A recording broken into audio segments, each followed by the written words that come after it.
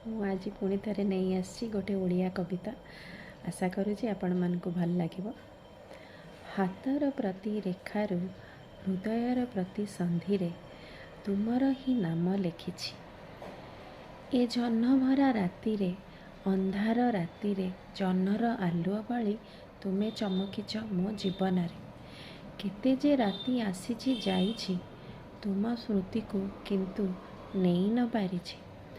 मनर गहनरे हृदयर क्रंदनरे निद्रा भरी आखिरे शोइला परे स्वप्नरे तुमरी ही स्मृति भरिकी अछि मो मन स्कंदरे छंदिकी अछि।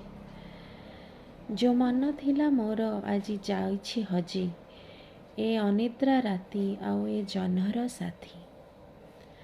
मने पके दिए सेई स्मृति जहाकू मने पकई जलुछि मुही धीरे धीरे आखि बुझुछि मुही।